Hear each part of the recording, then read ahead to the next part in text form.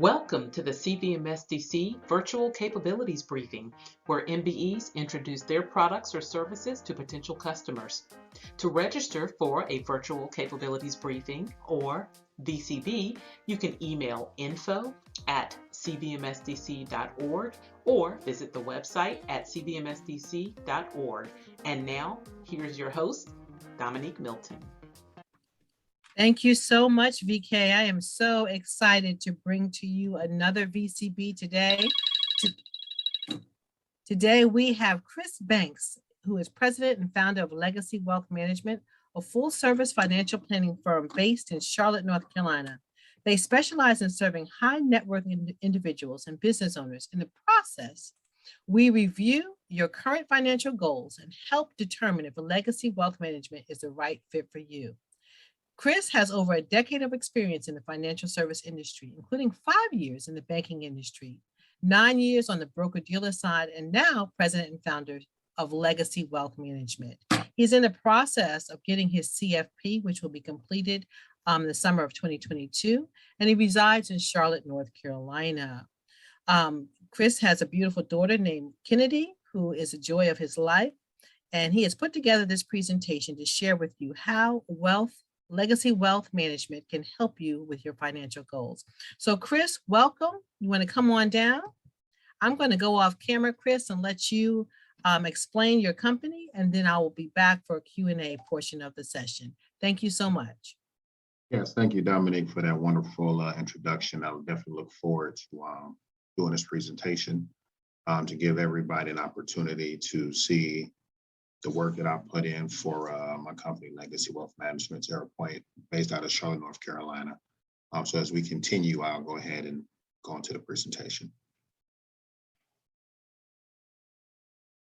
All right, so this is basically an idea of what we're going to cover today. I'm going to talk a little bit about, what we do, how we do it, the why, which to me is very important when you're sitting down with a company. No matter what industry that is, the why is always going to be important. Talk a little bit how we get paid, and more importantly, how to hire us. So if we go, first I wanted to touch bases on what we do. Legacy Wealth Management, we work with our clients to help them basically take control of their financial future through education and the creation of comprehensive financial strategies that's designed to help them in critical areas, in areas that we look at right now, whether that's retirement planning, asset management, fee-based planning, estate and legacy planning. On the personal side, insurance services that includes life insurance, disability insurance, long-term care, and critical illness. And lastly, business services, which we look to do business valuation, corporate retirement and/or benefit planning, executive compensation, and exit or succession planning. Those are going to be our key areas that we tend to work on when we work with clients that we do work with, whether that's based out of North Carolina or if it's based outside of North Carolina. It's going to be the core competencies of what we look at. It always starts with education. So if we take a look at the screen, you'll notice there's a service structure that we have. You are the CEO of your financial plan, which is very important to understand when you sit down with businesses such as mine. We would consider ourselves the CFO of the financial plan, or the local point of contact. So myself or anyone that works in the company, we will actually serve as your point of contact. Continue.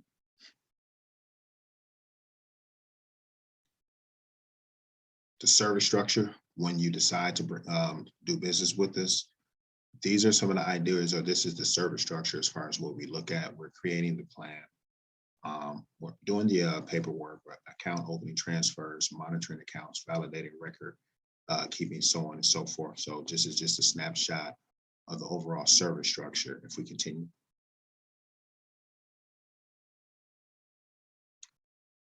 Obviously, we hire money managers. The more important part that I really want to talk about in this is a third-party custodian. For my company, I utilize TD Ameritrade. The reason why it's important to have a third-party custodian when you have advisory firms, I don't have access to the money. I don't touch it. I manage it. My people that works with us, they manage it, but we don't have access to the money. So that gives you an added layer of protection when it comes to working with money advisors. Continue. So what I wanted to touch bases on just for a brief second is how we actually get paid. In our industry, there's one of three ways that when you sit down with an advisor, or if you sit down with an advisory firm, how the pay structure actually works out. The more commonly, this is not in any particular order, most common way folks are introduced to or are familiar with is the commission. The commission is not necessarily a direct compensation from the person we sit down with. Commissions typically includes when you're talking products are being sold, whether that's life insurance, whether that's annuities, or whether that's any other products that's in the industry. But generally the way that works is we place business with, say, a life insurance company. After we've done the plan, we realize there's a need for it. That life insurance company turns around and pays myself or my company the commission for that business that's being placed. Then there's what's called a planning fee, which is a little bit more holistic. So when you pay the planning fee, you're paying for the overall plan. You're paying for us getting you an order, us giving you an idea of where you're at today, where you're going to be, and where you eventually want to end yourself at. Then there's the third and final way, which is an asset charge, where if we're managing assets, there's typically an asset charge that range anywhere from 70 bips to 1% that we charge to manage those assets. And the benefit of doing it that way is the more your account value increase, we're on the same side as the table. So we have the benefit of sitting on the same side as the table. So the better you do, the better we do. And we want to, and it's set up that way specifically to make sure that we're doing our very best. So we're incentivized to make sure that your account value continues to grow and that you reach your plan goal area. Continue. Now, this is how we actually the hiring process. There's a few steps to it. You can put them all up on the screen for me if you don't mind. One more.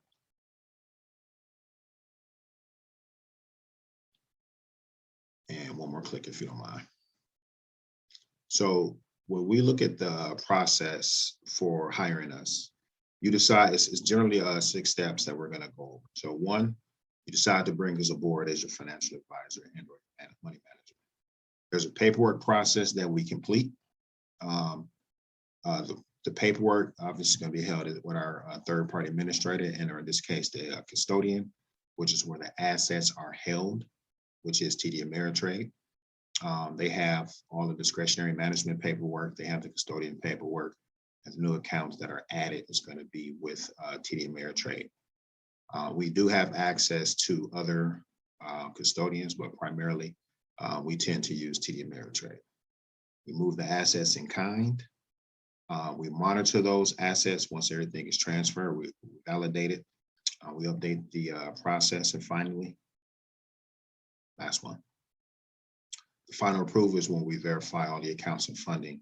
We confirm all the assets, and that's where the process in itself begins. So we have a 6-step process that when you do decide to hire us, that is laid out directly for you to follow and understand. So at any point in the process, you do have the ability to ask us any questions to help ease the transition of the transfer of assets. Next. So with that being said, that's just a very brief overview of my company, Legacy Wealth Management. You know, we've been around for a while. We enjoy working with our community. We enjoy working with people and helping families. If you're always open to reach out to us, our contact information is definitely on the screen right now. And I'll add another number, which is 980-494-4417, which is another direct contact specifically for me. Please follow us at thelegacywealthmanagement.com, where you can get a full overview of who we are, chance to take a look at our team and see how we can actually assist you going forward. Now, what I'll do is I'll open this up to questions to give you a better idea of how we can assist. Excellent job, Chris. And I'm so glad that you explained your 6-step process. I might not have told you, but my husband is a CFP. So I understand the rigorous training and the recertifications and the verifications that you have to go through on an annual basis to make sure that you are, meeting your fiduciary responsibility and that, your client's money is safe. I completely understand that. Absolutely. Yeah, love the way you said, you're the CEO of your business and you all are the CFOs. People need to be understanding and thinking about, you're running this business, but you need to hire a CFO, right? You don't need to, you can't be the expert in everything. So you bring the expertise in terms of financial management. So thank you for that. Absolutely. Let's talk about in the questions, let's talk about really looking at the valuation of your business. What would you say are the top 3 reasons for business valuation? Well, if I had to take it and a stab like that, I would look at it this way. 98% of all business owners don't necessarily know the value of their business. So my question that I'll turn around and ask people is, how do you grow your company or the value without actually knowing what your value is today? Lastly, I would say it's better to know the value of your largest asset and its potential at your retirement. When I got into the business valuation, if I could take a step back, I got my CEPA certification a little about a year and a half ago, which stands for Certified Exit Planning Advisor. And we talked a little bit about the valuation process and the reasons why it's important. We are on the verge of transfer of wealth for business owners that, if I can say I'm guilty of myself, which is I work in my business, I'm good at my business, but a lot of times we don't take the time to work on our business. You have to. And we don't know what our company is worth until it's time when we're ready to make that transition. And that is something that we don't want to do at a last minute. We want to make sure we see what the value is earlier versus later, so that if there isn't any improvements that need to be made, you can make those improvements earlier, which increases the value overall. So I'm glad you said that. When we were MBEs, one of the things that we had written in our business plan was the exit plan, right? So people don't think about that when they're starting a business. They're like, okay, I'm going to start my business. Here's my strategic plan. And their strategic plan does not talk about how they exit. So what would you say is the state of owner readiness as it relates to business owners being set to transition from their business? Let's stay there for a little bit. Okay. State of readiness. Yes. Well, if we take a look at that, there's actually some studies out there that show that 66% of the current business owners that we have in America is owned by baby boomers. So that baby boomer generation and the millennial generation are going to be the 2 largest generation of folks that we've had. Obviously I'm lumped right in the middle of in my generation, where we just kind of the sandwich, we the meat, y'all the bread. But a lot of those baby boomers are set to transition over the next, say, 1 to 10 years. The statistics actually show that only 20 to 30% of those business owners actually go to market and sell, which is leaving around, if I had to guess, 70 to 80% without a solid option to harvest their wealth to ensure they economic continuity into the next generation. And I do believe if we pay attention to it, how often do we start businesses that doesn't go past the second generation? Right. So I would say the state it's a lot of room for improvement. I do believe that when people go into business, and I don't want to use this term, but I try to say, do you run a business or do you have a job that poses as a business? Right. So we have to change our mindsets from running a business versus working a job. I don't think a lot of us left our job to work a job for ourselves with all the work that we put into it. So it's a lot of opportunity to really educate our community, because the small businesses, to me, is the bloodline of our community. Absolutely. We can say the major corporations are, but in general, our small business owners, we employ a lot of people. We take care of a lot of families. We pay a lot of mortgages. We pay a lot of auto loans. We pay a lot of student debts, student loan or college tuition, because of our business that we put the blood and work into. So the readiness, we have to make sure that as we continue to grow our companies, we have to think with the end in mind, because if we don't, there's a lot of employees that we Right. are not really taking care of. Right. We are the economic lifeblood of the local community. So to all of our MBEs that are listening, MBE to MBE, every business owner that's listening needs to call Chris. Yeah, because there is an evaluation that he can help you with to ready your business for the next phase.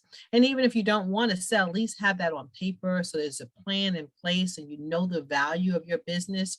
And I think, Chris, correct me if I'm wrong, but they need to do that every year because your value of your business changes every year. Absolutely, absolutely. You definitely want to do it at minimum. I mean, if you don't do it every year, at least every 2 years.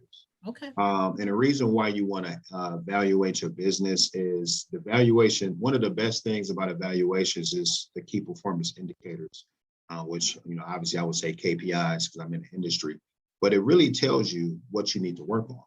Yes. Key performance indicators tell you what you can do to increase the value of your business. And I will say the myth of quote unquote succession planning means you're just trying to sell. That's not always the case. It could be just, hey, I might want to reduce my role with inside the company, but Excellent. I need to know what my role is going to be sooner rather than later. I would rather know 7 to 10 years out what my plans or my options are versus 7 to 10 days out, and they're saying it's more of a fire sale. So it's much better to really understand. We put a lot of work in this. I've had the opportunity to speak with a lot of other MBEs, and I think we are all in it to win. And because we're in it to win, we have to make wiser decisions. And a lot of our decisions that we make doesn't necessarily add up to what we should be doing, but there's always time. Excellent. So if I had to give anything, I would say take some time, see what the value of your company is worth. Always take time. Like, this is the end of the year for me in general, and you would know with your husband being in the same business. End of the year is typically kind of slower for us because we're prepping for the new year. I typically use this time to work on my business versus in my business. We're looking at expanding. So I have to have a plan in place for that to work. I don't want to have unsustainable growth. Sure. Perfect. VK, do we have any questions coming in from the field? Good morning. We actually did have some questions that came in advance. So the first one for you, Mr. Banks, is what are some ways businesses can utilize life insurance? Good question. There's a few ways that you can utilize life insurance. One is actually very important. If we talk about a business owner, hopefully if you have more than one seller, buy-sell agreements are important. Key man insurance is important. But something that most of them probably are not familiar with is obtaining financing. Access to capital is always going to be huge and grow our businesses. As minorities that own businesses, one of the biggest downfalls is we don't have access to capital. And it has a lot to do with our balance sheets. We don't have the assets that's necessary to get approved for that. So life insurance is a very, very major tool that businesses can use and increase their balance sheet. Now, the one thing I will point out is if we take a look at the golden parachute, if we actually look at that, a lot of the cash that's inside of that is corporately structured life insurance. And they use that for the tax benefits. Sure. You can use life insurance for various options. Primarily, businesses use that for the tax benefits for themselves and for their key employees. Would you say life insurance becomes an asset? It does. It becomes an asset on your balance sheet. And it's a very tax advantage asset on your balance sheet as well. Yeah. And also, in addition to that, most people don't really understand, especially minority businesses, it is a way to pass on wealth. Absolutely. It's a way to, if we go back to so there are scenarios where folks get sick. That's the number one reason why people sell and undersell, but they don't have the cash flow to sustain that. So that will actually bridge that gap in a sense if something does happen, if and when anything happens. Absolutely. Okay, great. Anything else, VK? One more question, and that question is, when should a business or an individual consider succession planning? Okay. Generally speaking, I would say 5 to 7 years out. is when you want to consider that. And the reason why, and I touched on this a little bit earlier, is that if there's any obstacles when it comes to succession planning, you would much rather know sooner rather than later. You know, you want to know if your company is saturated in one market. So if 70% of your revenue comes from one client, that's actually going to drive your value down. And the reason why that's going to drive your value down, because that relationship is generally with the owner of that company. And they feel that if the owner leaves, they're going to take their business elsewhere. So if that company's revenue is, say, $3 million a year, but 70% of that is from one client, that makes the person's company that less value for a sale. So they're not going to get the 1 times or 2 times revenue. They're going to get a lot less. So it's better to know that 5 to 7, even a little bit longer, 10 years out, than you want to do that, say, a year or 3 years out, because now you have the time to properly plan to diversify the revenue that you have coming in, so that if and when a client decides to go elsewhere, because it happens to all of us, they decide to go to another company for, you know, cost or another relationship, or maybe even that person who you've done the business with decides to retire. Now their kids are taking over, so now they're going to remove that line of work and put that with the person that they have relationships with. So to prevent that, you start that conversation sooner rather than later. Sure. And the last thing I'll add to that is, it's really about the employees. I mean, again, I said this earlier, small businesses take care of a lot of families in our community. That's right. Not just North Carolina, just in general. So it's better to know from a planning standpoint for your employees if this company is going to be around. I don't remember the stat off the top of my head, but it's only so many. I think it's up close to 72% of businesses that start actually die in the first generation from lack of proper planning. Yeah. We only look at that from the standpoint of the business owner and that business owner's family.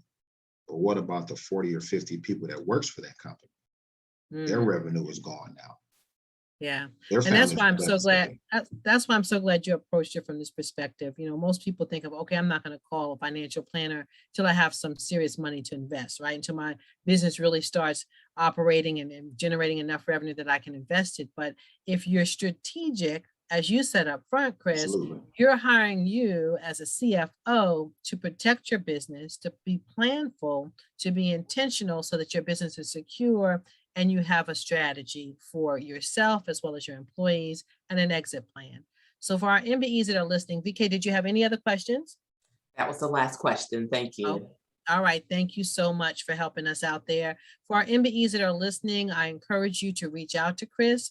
Don't wait until you have like $1 million to invest. That's not what he needs you to do. He wants to be able to help you to look at your business, create a valuation, and put the proper plans in place so that you have multiple millions of dollars to invest and to grow. So with that, Chris, any closing comments? Yes, I'll say I really appreciate the time. It's been a tremendous honor to have my company certified as a minority business. Obviously, I got a chance to work with your husband personally, so he's a great guy as well. But overall, I really enjoyed this whole process, man. It really means a lot to me. It shows the progress. I mean, even if we just kind of look around, since I've been certified, I've increased to where I'm at right now. So just thank you. If anybody wants to reach out to me just to have a conversation, I'm always going to be available. So please give me a call. Even if it's to point you in the right direction, I'm always going to be open for a conversation. Excellent. Repeat your phone number one more time for those who are not watching. Yeah, the best way the direct contact is my business cell phone is 704-780-8275. My direct extension at my office is 980-494-4417. I got to look at it because I still don't remember at the top of my head.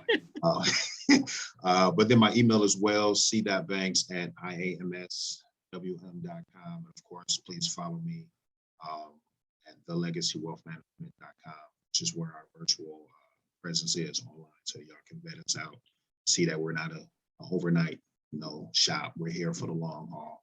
We're looking to expand over the next 6 months as well. So Excellent, excellent. Glad to know that we're neighbors. For all of our listeners, thank you for joining in today. If you are interested in a VCB as set up front, please email us at info@cvmsdc.org. I encourage each of you to check out our calendar on a regular basis to sign up for our free events as well as our major events. So go to www.cvmsdc.org for future opportunities. Just so you know, in March of 2022, we will have our annual meeting in Pro Forum, March 22nd and 23rd in Richmond, Virginia. And I need everybody to save the date for our 45th anniversary, which will be August 8th and 9th in Charlotte/Concord, North Carolina. Registration for that will be open in probably May or June. So we want you to mark your calendars because everyone needs to be present for the BOC 22, our 45th anniversary of serving this community. Thank you all so much for joining us today. Chris, it was a pleasure to have you. Until next time, thank you so much. Absolutely. I will be there. I got to go to All personal events. All right, that is a wrap. Thank you.